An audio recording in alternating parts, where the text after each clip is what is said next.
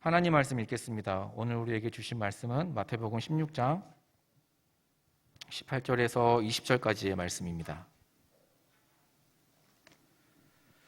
마태복음 16장 18절에서 20절까지 말씀을 한 절씩 교독하도록 하겠습니다.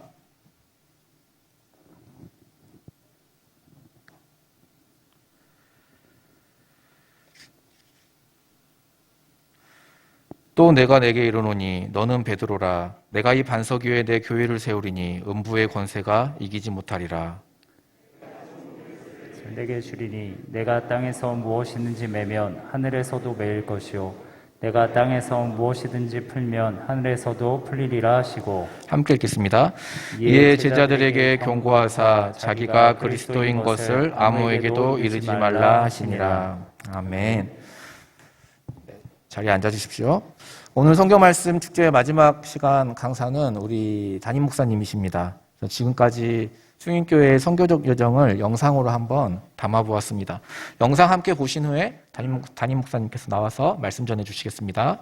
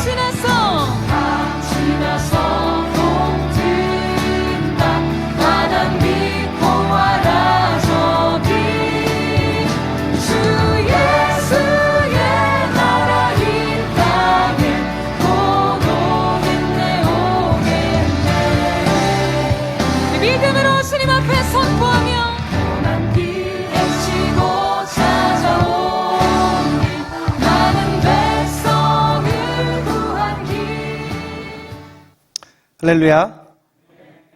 올해 9차 성경 말씀 축제를 통해서 그리고 그 이전에 선교 부흥회를 통해서 열방을 향한 하나님의 마음을 깨닫게 해주신 줄 믿습니다. 담임 목사가 매 주일 말씀을 주일에 전하는 것이 당연하지만 오늘은 선교 말씀 축제의 연장선에서 그 마지막 날 우리가 교회에 대해서 더 나아가 선교적 교회에 대해서 함께 생각해보는 시간을 가지면 좋겠습니다. 사랑하는 여러분, 교회란 무엇입니까? 우리가 이제 사춘기가 되면 나는 누구인가, 자기 그 정체성에 대해서 고민을 하게 되죠. 마찬가지로 우리는 우리의 정체성을 알아야 됩니다. 우리는 물론 교회로 모였습니다. 그런데 막상 교회란 무엇인가라는 그러한 질문을 받을 때 교회가 무엇이? 이렇게 고민스러울 때가 있습니다. 우리 수인교회는 그 기초석이 굉장히 단단합니다. 혹시 이 교회 아래로 이 동망봉 터널이 지나가고 있다고 여러분 불안해하실 것 전혀 없습니다. 15년 전에 이 기초석을 다질 때 물론 이 주변에 그 재개발을 함께 해서 다 철거가 돼가지고 그나마 큰 민원은 없었지만 이 쿵쿵쿵쿵쿵 이 바위를 뚫는 소리가 계속 한 몇 달간 지속되니까 오히려 이 건너편에서 좀 항의가 좀 빗발칠 만큼 굉장히 이 수인교회 밑에 그리고 터널 위에 단단한 뭐가 있다고요? 바위가 있어요. 여러분 이것은 뭐 이렇게 좀 운이 없어서 이렇게 어쩌다가 이 바위가 잘못 걸린 게 아니라 우리 수인교회가 위치한 이 낙산 자체가 바위산입니다. 그래서 일제 시대 때부터 여기 굉장히 유명한 채석장이었어요. 그 채석장에 돌을 가져다가 유명한 석조 건물들을 지었는데 그 건물 중 조선 총독부가 있어요. 이거 별로 언급하고 싶지는 않지만 그러나 서울역도 그리고 한국은행도 바로 이 숭인동 찬신동에서 나온 그 바위 덩어리를 깨서 그 단단한 건물들을 지었습니다. 그러니까 우리 숭인교회는 얼마나 단단한 바위 위에 놓여있는 든든한 교회입니까? 할렐루야. 그런데 여러분 나중에 설교 끝나고 돌아가서 야 우리 숭인교회는 단단한 바위 위에 지어진 교회야. 이거 하나 기억하고 있으면 안 됩니다. 이것은 제가 그냥 소개 차원에서 말씀드린 거고요. 정말로 우리가 기억해야 될 것은 우리 숭인교회뿐만 아니라 모든 만국교회는 영원하신 산 돌이신 예수 그리스도의 반석 위에 지어진 줄 믿으시기 바랍니다. 교회의 정체성을 생각할 때 그 기초석을 먼저 생각해야 돼요. 그래서 교회는 결코 흔들 자가 없고요. 교회는 결코 무너지지 않는다는 것입니다. 예수님이 그것을 말씀해 주고 싶었어요. 그래서 예수님이 자기가 누구인지를 몰라서 너희는 나를 누구라 하느냐라고 질문한 것이 아니었습니다. 세상 사람들은 예수님을 누구누구라 합니다. 엘리야, 예레미야 또는 선지자라 합니다. 예수님은 그것에 관심이 없었습니다. 그렇다면 너희는 나를 누구라 하느냐? 그때 위대한 베드로의 신앙 고백이 나오죠. 주님은 그리스도시요 살아계신 하나님의 아들이십니다. 이 신앙 고백을 받고 소위 예수님이 기분이 째졌어요. 너무 기분이 좋으셨어요. 그리고 그 시몬을 가리켜 바요나 시몬아 내가 복되도다. 네가 그렇게 말하는 것은 네가 어떤 혈통이나 인간의 지식으로 말하는 것이 아니라 하나님께서 너에게 그렇게 알려주셔서 말씀한 거라고 그렇게 고백한 거라고 칭찬을 하십니다. 그리고 난 이후에 주님이 교회 설립을 선포하시는 것이죠.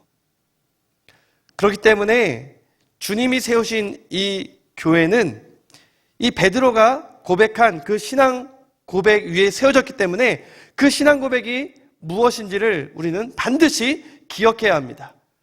우리 숭인교회가 그 단단한 채석장 위에 그 단단한 바위 위에 세워졌다는 건 까먹으셔도 좋아요.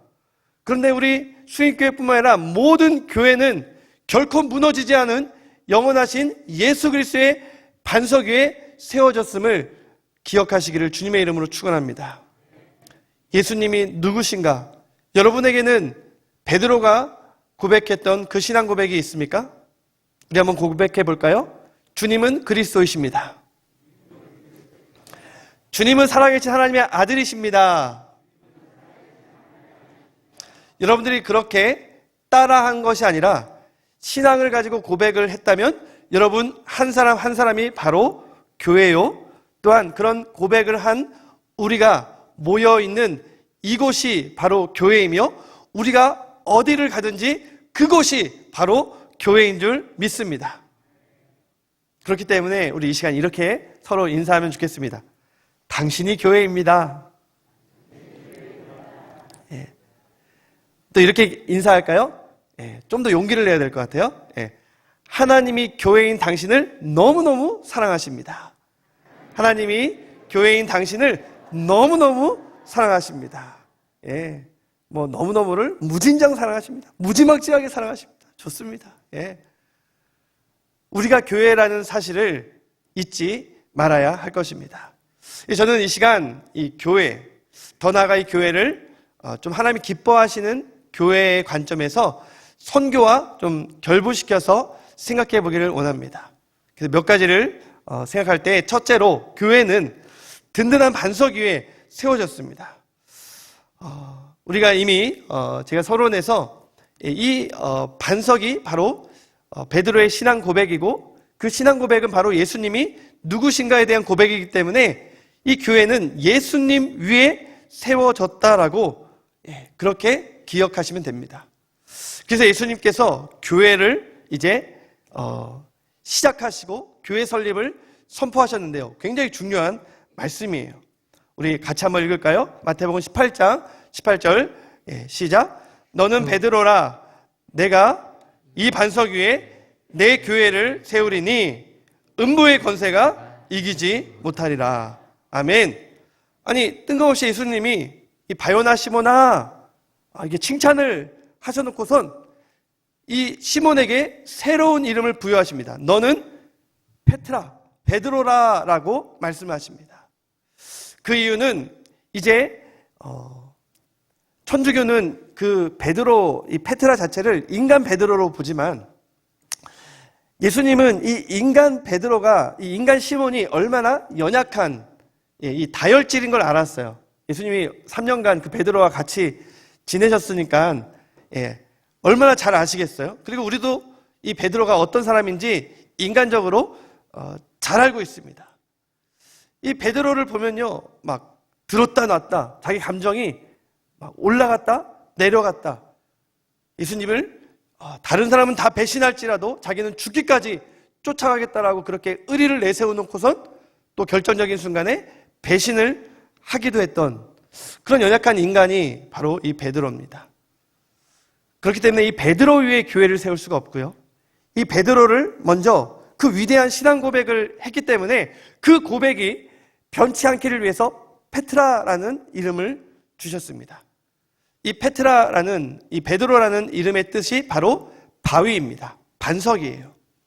이제 너는 인간의 그 연약함으로 왔다 갔다 하지 말고 늘 여실하게 한결같이 변함없는 반석이 되라라고 말씀을 하고 있는 것이죠.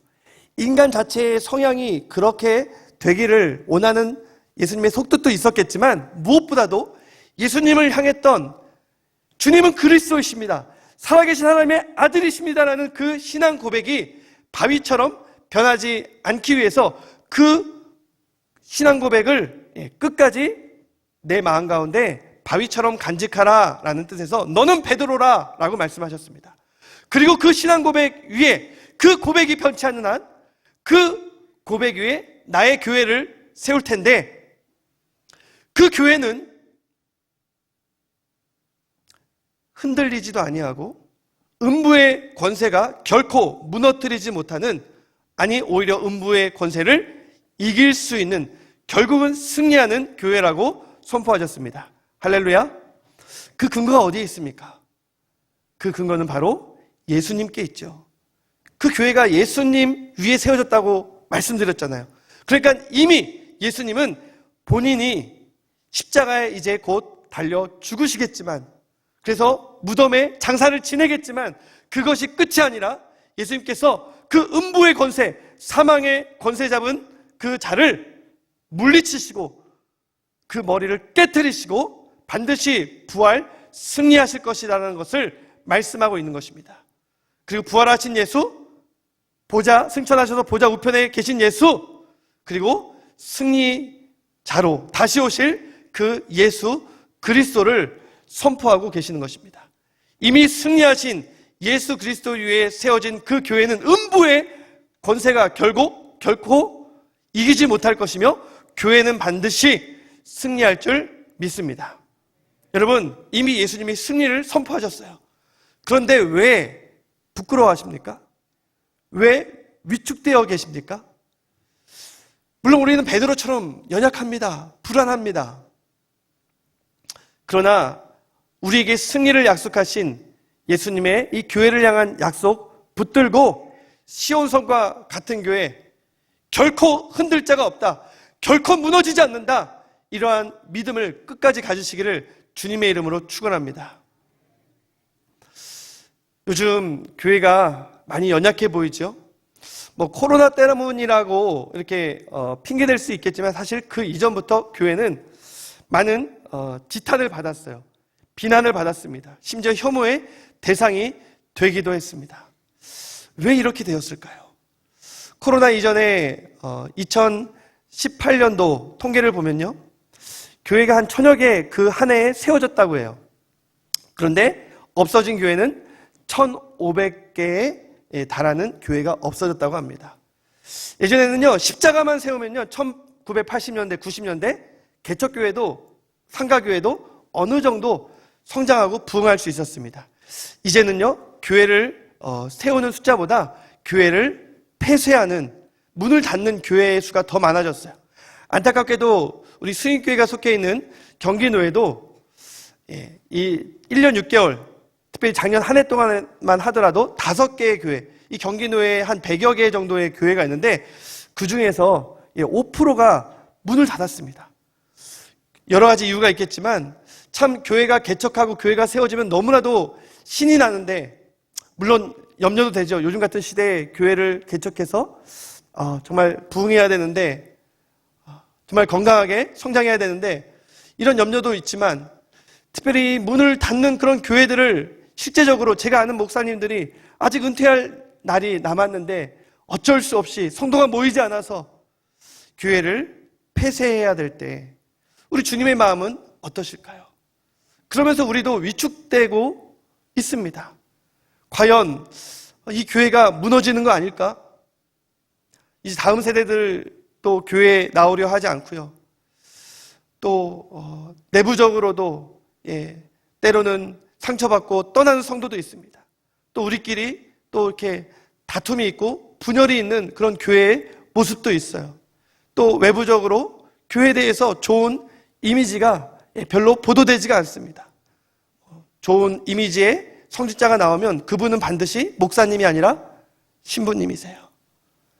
사람들이 기도를 하면요, 그것은 절에 가서 기도를 하든지 우상 앞에 절을 하든지 아니면 성당에 가서 기도하는 모습을 보여도 요즘은요, 교회에 가서 또 사람들이 목사님을 존경하거나 또 교회에서 기도하거나 예배드리는 모습은 드라마 같은 데서도 좀처럼 보기가 어렵습니다. 왜 이럴까요? 이러면서 우리는 이 교회에 대한 희망, 소망이 점점 사그라지는 것 같습니다. 그러나 이 시간 다시 한번 우리 사랑하는 성도님들께 말씀드립니다. 노병은 사라지고 다리는 끊어지고, 심지어 이번에 이 마이애미에서 이렇게 건물 무너지지 않았습니까? 그 멋있는 건물도 또 테러가 나면 또 9.11 사태로 무너지지 않습니까? 그러나 사랑하는 성도 여러분, 교회는 결코 무너지지 않습니다. 교회는 승리하기 때문입니다. 이미 예수님께서 교회에 대한 승리를 약속하셨습니다. 이것은 2000년 전에는 엄청나게 교회가 성장하고 부흥하고 막 견고해졌는데 지금 와서 막 무너질 것 같다, 이게 아니에요. 하나님의 교회, 남은 자들이 믿음을 지키며 세워나가는 그 교회는 언제나 소수였습니다. 언제나 세상의 조롱과 핍박을 받았습니다. 우리가 노사도인 요한을 한번 생각해 볼까요? 그는 복음을 전하다가 너무 죽지 않으니까 반모섬에 유배를 당했습니다. 그리고 반모섬에서 승리하신 예수 그리스도께서 7 별을 붙들고 7 금촛대 사이를 지나다니면서, 그것이 바로 교회라고 말씀하시는데, 교회를 붙들고 계신 예수님께서 그에게 계시해 주시는 환상을 보았습니다. 그 환상은요, 그가 너무 힘들어서 기진맥진해서 그냥 어쩌다가 환영을 잘못 본 것이 아니라 하나님께서 보여주신, 승리하신 예수 그리스도와 더불어 이 요한에게 보여주신 분명한 환상이었습니다. 비전이었어요. 계시였단 말이죠. 그 계시가 요한계시록에 펼쳐져 있습니다. 그리고 오늘날 우리도 그 요한계시록을 통해서 승리하는 교회의 모습을 확인하게 되고요. 이것이 바로 교회의 모습이구나, 다시 한번 우리의 마음을 다잡고 교회는 승리한다라는 사실을 기억하시기를 바랍니다. 그 노사도에게 보여주셨던 그 계시가 이 시간 위축되고 열악해져 있는 우리의 마음 가운데 또한 풀어지기를 주님의 이름으로 축원합니다. 요한계시록 7장 우리 9절 말씀을, 쉬운 성경으로 9절 10절 말씀을 한번 읽어주시기 바랍니다. 그 후에 엄청난 군중이 모여 있는 것을 내 눈으로 보았습니다. 그 수가 너무 많아서 나는 셀 수조차 없을 정도였습니다. 모든 나라와 민족, 언어를 초월하여 모인 이 사람들은 하나님의 보좌와 어린 양 앞에 섰습니다. 그들은 모두 흰옷을 입고 손에는 종려나무 가지를 들고 있었습니다. 그들은 큰 소리로 외쳤습니다. 구원은 보좌에 계신 우리 하나님과 어린 양에게서 옵니다. 사랑하는 성도 여러분, 이게 엄청난 비전 아닙니까? 교회가 환난을 당하지만 끝까지 인내하고 담대하면 어떻게 마지막에는 나온다고요? 흰옷을 입고 나온다고 합니다. 이 흰옷은요, 물론 이 믿음을 지킨 순결의 상징이기도 하지만 예수 그리스도의 그 보혈을 힘입어 우리의 모든 죄가 씻겨진 그러한 죄 없는 모습을 상징하기도 합니다. 신부의 모습, 어제도 참 결혼식을 올린 신부의 모습이 너무나도 아름다웠는데 너무나도 아름다운 신부의 모습이 바로 교회라는 거예요. 그런데 그 교회가 지금 뭘 들고 있습니까? 종려나무 가지를 들고 있어요. 종려나무 가지는 우리가 예수님의 예루살렘 입성에서도 살펴보았지만 이것은 개선 장군, 승리한 장군을 향해서 흔드는 승리의 상징입니다. 그러면서 뭐라고 말합니까? 구원하심이 보좌에 앉으시니와 어린 양께 영원토록 있도다. 모든 영광과 존귀와 능력이 세세토록 그에게 있을지어다 라고 승리의 찬가를 부르는 것입니다. 누가요? 저와 여러분들이 말이죠. 교회가 말입니다. 교회는 승리하신 예수 그리스도와 더불어 승리의 그 찬가를 부르면서 영원한 천국으로 우리가 입성하며 그곳에서 영원히 주님을 찬양하게 될 줄 믿습니다. 교회는 무너지지 않습니다. 교회는 승리합니다. 조금 더 믿음을 가지고 인내하시고 그 승리의 날을 기억하시면서 너희가 환난을 당하나 담대하라. 내가 세상을 이기었노라 하시니라. 세상을 이기신 예수 그리스도를 바라보며 승리하시는 우리 사랑하는 성도님들 되시기를 주님의 이름으로 축원합니다. 우리 시간 옆 사람하고 아까 인사했다면 이제는 내 자신에게 좀 담대하게 선포하면 좋겠습니다. 예수 권세, 내 권세. 예수 능력, 내 능력. 오늘 이렇게 찬양을 부르는데 마치 우리 김현철 목사님이 저의 설교 원고를 다 이미 본 것처럼 이 찬양 가사 가운데 이미 우리가 다 고백했어요. 교회가 결국은 일어나 승리할 수밖에 없음을 우리는 이미 찬양을 통해 선포했습니다. 또한 이 시간 이 교회에 대해서 우리가 함께 생각할 것은 교회는 땅과 하늘을 잇는 다리라는 것입니다. 하늘로 통하는 다리.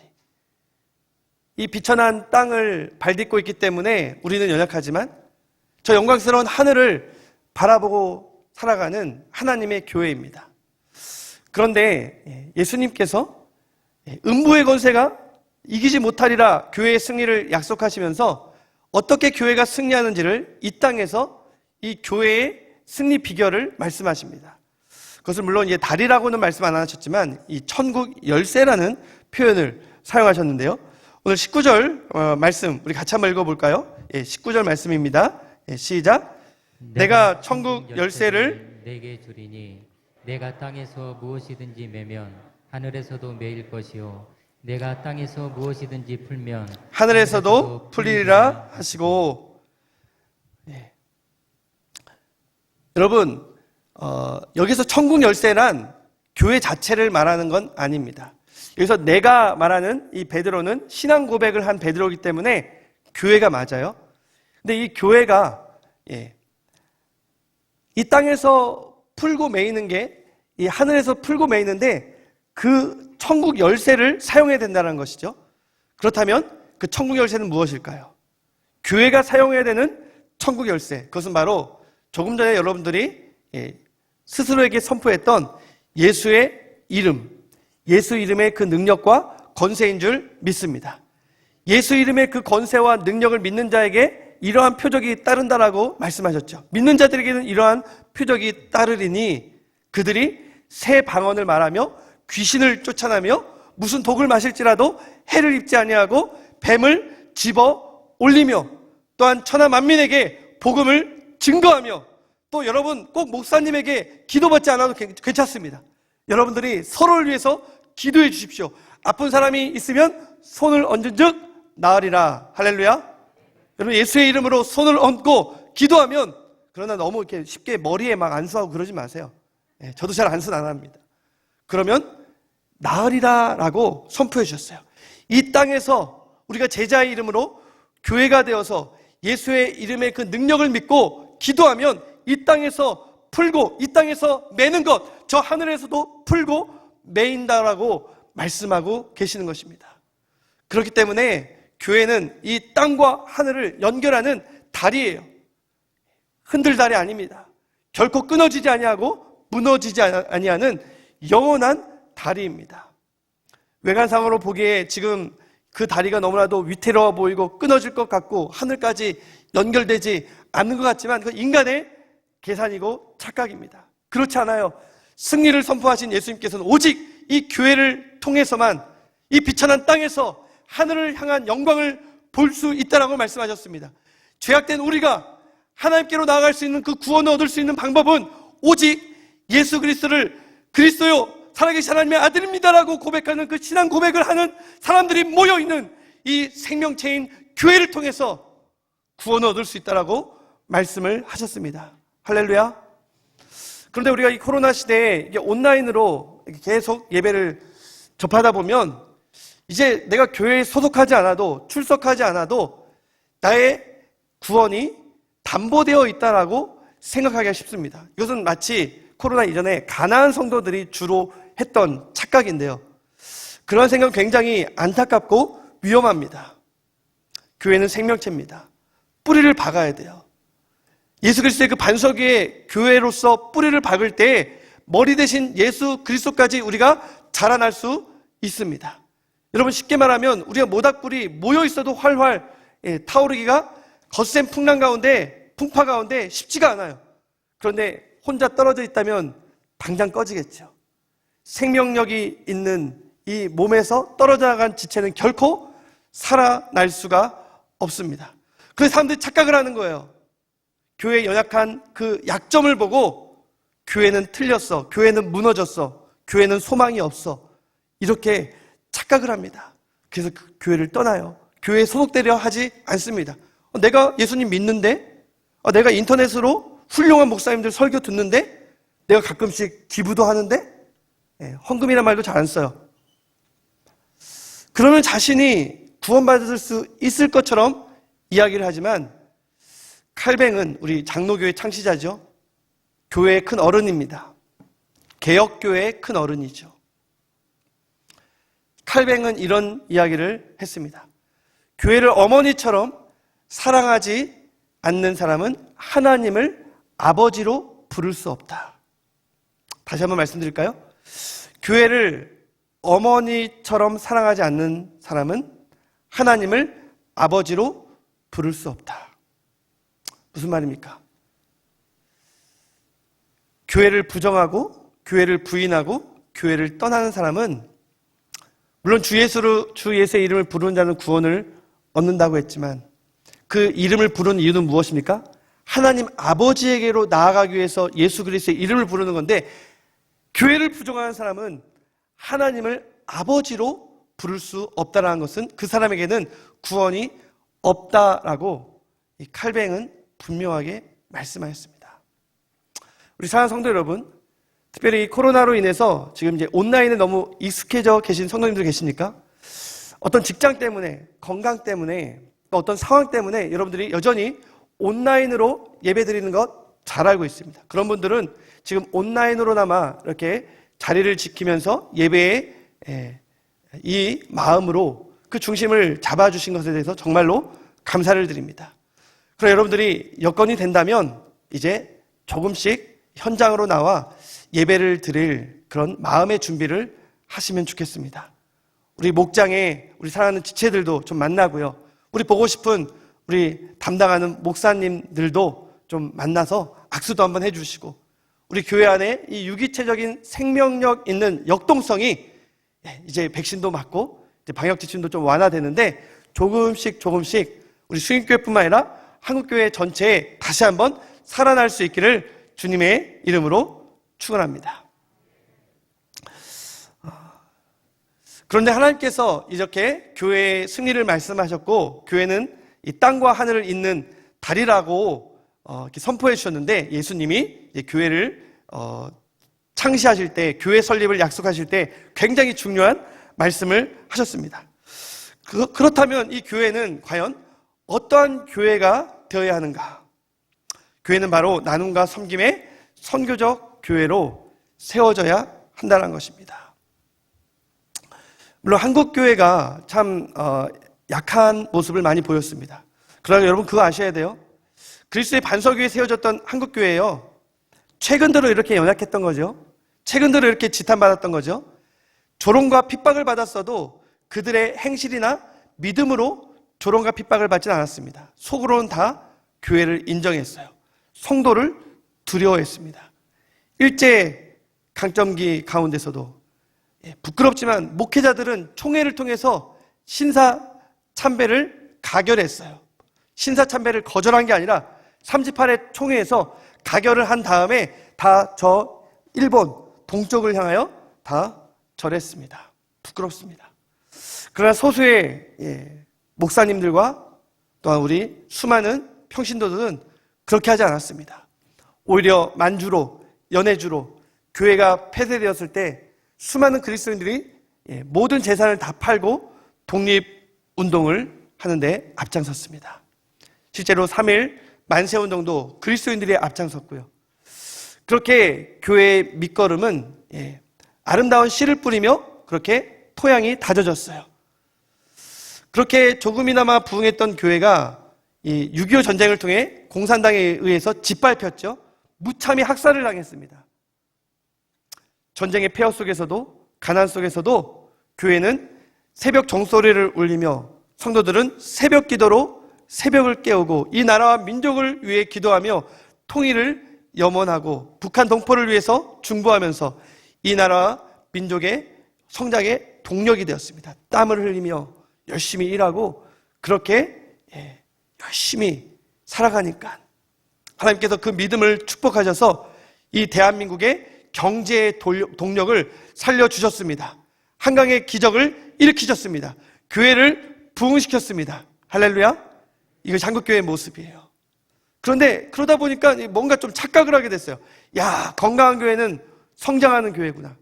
교회는 부흥해야 되는데 교회 부흥하면 그저 성도들 많이 오는 거, 헌금 많이 나오는 거, 그럴싸한 교회 건물 짓는 거, 몇만 명씩 성도들 멋있는 세련된 어떤 목회 이미지로 성도들 출석하게 하는 그런 목사가 능력 있는 목사라고 인정을 받았습니다.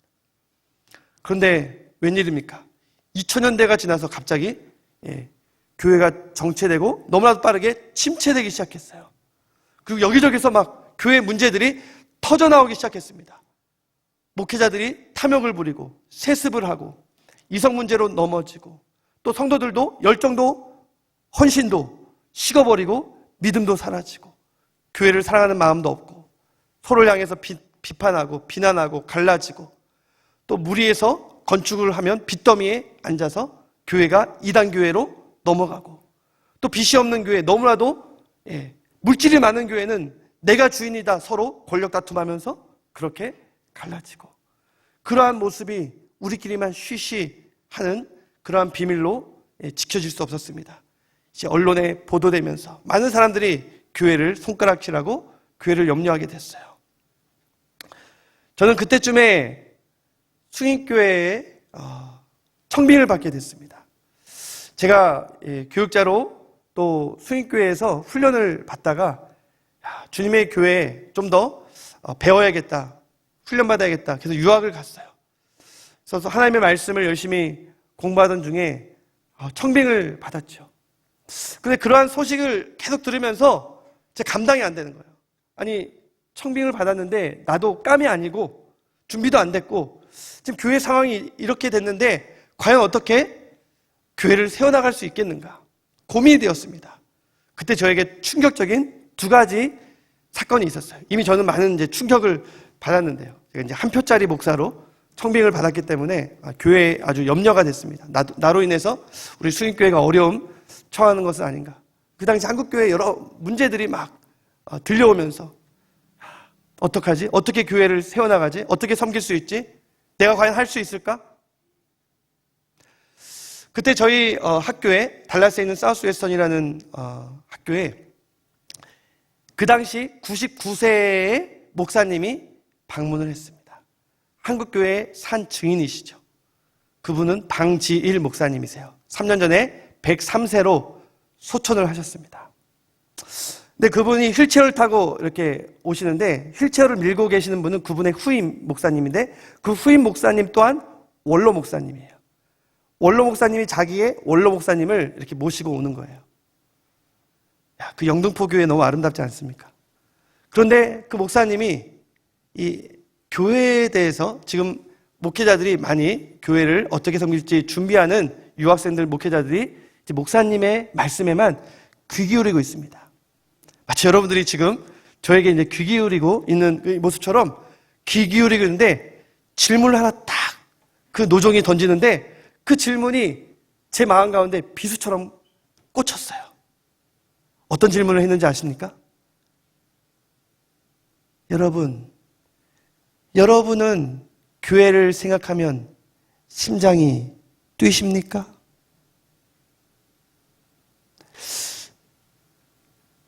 그 100년이나 되는 시간 동안 이 교회에서 자라나고 교회를 정말 70년간 섬긴 그 노종이 던진 그 질문 앞에서 야, 저분은 아직도 교회를 생각하면 심장이 뛰는가 보다.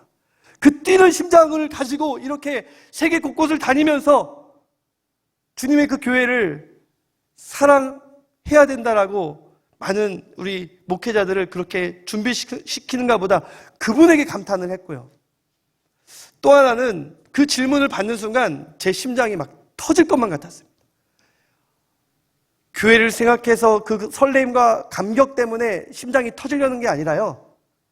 제가 너무 또 답답해서 동맥경화증에 막 걸린 사람처럼 너무나도 답답해서 심장이 터질 것만 같았어요. 내가 앞으로 섬겨야 될 이 수인교회를 생각하니까 제가 자격이 안 됐고요. 제가 감이 안 됐어요. 어떻게 해야 될지 몰랐어요. 그동안 부교육자로 섬겼던 내가 과연 담임으로 도대체 그 전통교회를 어떻게 세워나가야 될 것인가? 나는 인기도 없는데 아무것도 아닌데 이러한 걱정에 그냥 펑펑 울었습니다. 그런데 하나님께서 그 순간 저에게 무언가 결단을 하게 하신 거예요. 교회는 주님의 교회이고 주님은 내가 세우는 게 아니고 하나님께서 세우신다는 것이죠. 그리고 하나님이 기뻐하시는 교회의 모습을 저에게 꿈꾸게 하셨습니다. 그것이 바로 그 당시 저에게 또 문득 생각나게 했던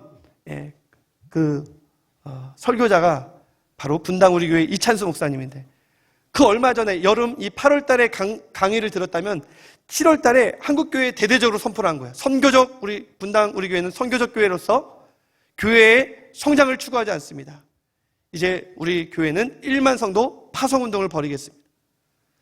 너나 나나 다 많은 성도 끌어모으고 그것이 부흥이라고 하고 더 멋있는 더 큰 그러한 교회당을 지으려고 할 때 저는 충격을 받았습니다. 그리고 기도하던 중에 그러한 선교적 교회가 바로 하나님이 기뻐하시는 교회라는 확신을 갖게 되었고요. 그러면서 하나님, 저 이제부터 당장 선교학을 공부하겠습니다. 그렇다고 제가 공부했던 구약학을 포기한 건 아닙니다. 선교학을 공부하면서 복수 전공으로 하면서 제가 남은 그 시간을 준비할 수가 있었습니다. 하나님의 마음은 우리 교회만 있는 것이 아니라 내 교회만 있는 것이 아니라 이 교회가 발딛고 있는 이 지역사회, 이웃 그리고 여기를 밑거름 삼아 저 열방을 향해 하나님의 마음이 뻗쳐져 있다는 것을 알게 하신 것이었습니다. 그러나 사실 그것은 제가 하나님 앞에 신학하겠습니다, 목회하겠습니다 라고 그렇게 결단할 때 제가 하나님 앞에 다짐했던 건데 제가 그걸 잊고 있었던 것이죠. 그걸 생각나게 해주셨고 감사하게도 제가 섬겼던 달라스 영락교회는 선교적 교회를 향하여라는 그러한 기치를 가지고 제가 실제적으로 주님께 올 때까지 700여 명의 그 한인 교회에서 선교적 교회로 어떻게 나아갈 수 있는지를 제가 실제로 배울 수가 있었습니다. 그리고 수인교회에 오게 되었고 우리 장로님들과 함께 제자 훈련하고 또 리더들을 세우면서 이제 한 3년 정도가 지나니까 우리 리더들이 세워졌죠. 구역을 목장으로 개편했습니다. 소그룹을 활성화시키고요. 그리고 우리 장로님들과 함께 이제 선교적 교회 10대 프로젝트 해가지고 우리 60주년 하나하나씩 바꿔 나갑시다. 우리 장로님들이 함께 격려해 주시고 또 헌신해 주셔서 조금씩 우리 수익교회가 선교적 교회로 그 항해를 하게 되었습니다. 매년 선교 부흥회를 통해서 말씀 축제를 통해서 우리 선교사님들을 초청해서 말씀을 드리니까 우리 성도님들도 조금씩 이제 선교적 교회가 무엇이다라는 것을 알게 되고 또 체질적으로 조금씩 변할 수 있게 되었어요. 그러면서 매년 단기 선교를 보내고 또 바자회도 하고 선교 말씀 축제를 하니까 이제 그냥 청년들만 간 게 아니라 우리는 비록 몸은 가진 못했지만 청년들이 돌아오면 마치 우리도 단기 선교를 하고 돌아온 것처럼 함께 그 나라를 품고 우리 청년들을 또한 격려하면서 열방 가운데 일하시는 하나님 앞에 영광을 올려드렸습니다.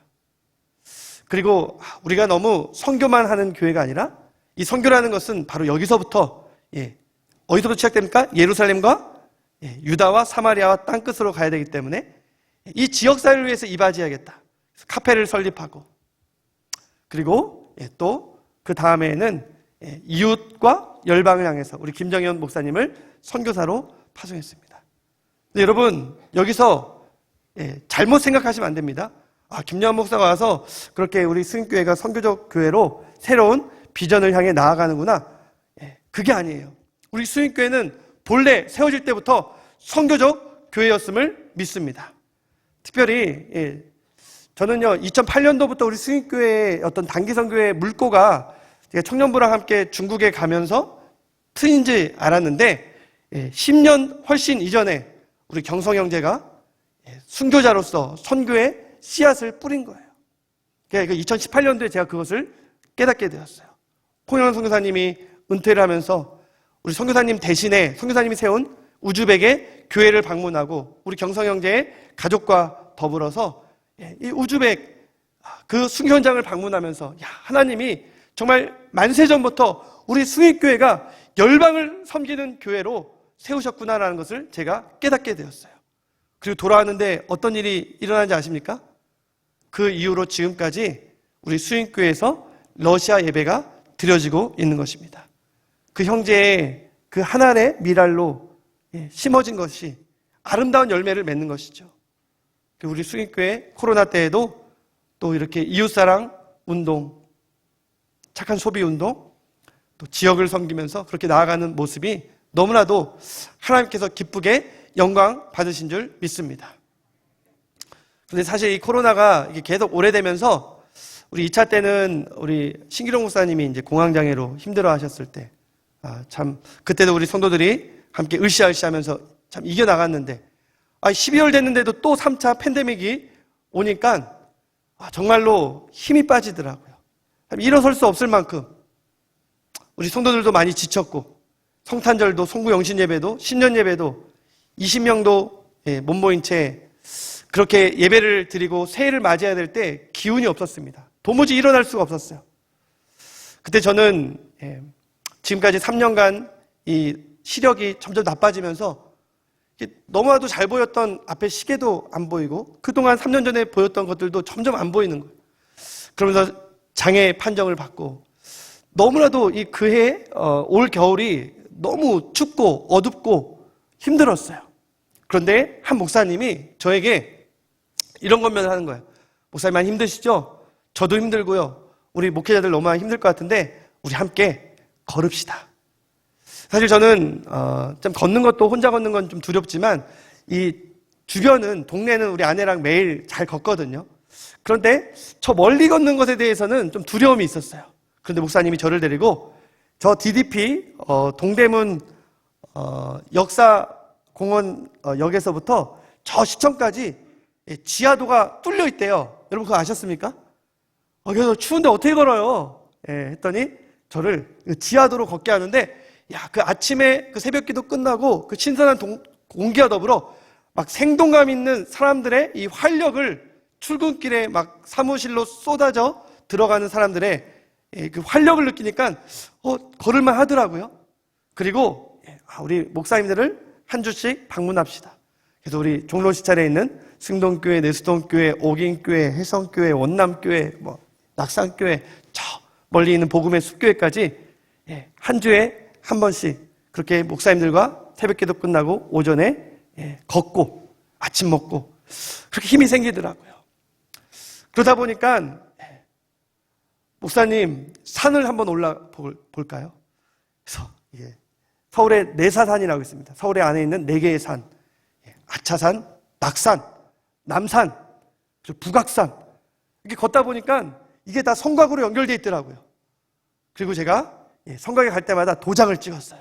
뭔가 성취하는 그런 보람을 느끼면서 6월 18일 제 생일에 마지막 서대문에서 도장을 딱 찍으니까 기념 배지, 완주 기념 배지를 딱 주더라고요. 이런 거 있는 거 아셨습니까? 제가 천하를 얻은 그러한 자신감이 생겼습니다.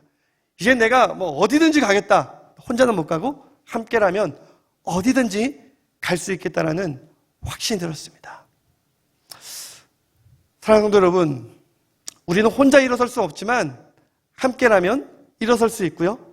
어디든지 갈 수 있습니다. 부족한 종은 비록 잠시 떠나게 돼요. 정말 제가 그동안 살아왔는데 그래도 잘못 살지 않았다라는 생각이 든 게 민폐 끼칠 사람들이 그래도 많이 있습니다. 소식 듣고 집을 제공하고 또 이렇게 함께 이동수단을 제공하고 또 함께 이렇게 섬겨주겠다라고 하시는 분들이 계셔서 저는 그렇게 6개월 동안 잘 다녀오겠습니다. 여러분들은 또 함께 일어서지 못하는 분들이 있다면 그분들을 함께 일으켜 세우시기 바랍니다. 그리고 그분들과 함께 가시기 바랍니다. 특별히 이 코로나로 인해서 경제적으로 어려움 당한 우리 성도들이 계시죠. 특히 마음에 큰 낙심과 심지어 우울증까지 찾아온 분들도 여러분 주변에 잘 보면 계실 것입니다. 꼭 성도들이 아니어도 돼요. 우리 자녀들, 또 우리 가족들, 이웃들 좀 더 들여다보시고 우리 함께 걷자 이렇게 권면해 주시고, 특별히 우리 사랑하는 우리 암투병하는 성도들 여러분 위해 꼭 기도해 주셨으면 좋겠습니다. 우리 문은희 권사님, 천호규 집사님, 조봉경 집사님, 그리고 제가 지난번에 한번 언급했던 이 뇌 항암 치료를 받고 있는 우리 주원이, 이분은 지금 항암 치료를 받고 계시는 분들이에요. 그리고 뇌질환으로 인해서 요즘 많이 고통스러워하는 분들, 수술 앞두고 계신 분들이 많이 있습니다. 치매를 걷고 있는 부모님을 모시고 있는 성도들도 많이 있고요. 또 우리 안성 집사님 어머님, 우리 박옥 기사님은 아직 깨어나지를 못하고 있습니다. 우리 조금만 들여다보면 함께 기도하고 함께 일으키고 함께 걸어가야 할 분들이 많이 있습니다. 선교적 교회는 다른 게 아닙니다. 함께 일어나 가는 것입니다. 주님 오실 때까지 우리가 어디에 있든지 함께 일어나 어디든지 나아가는 우리 사랑하는 성도님들 되시기를 주님의 이름으로 간절히 축원합니다.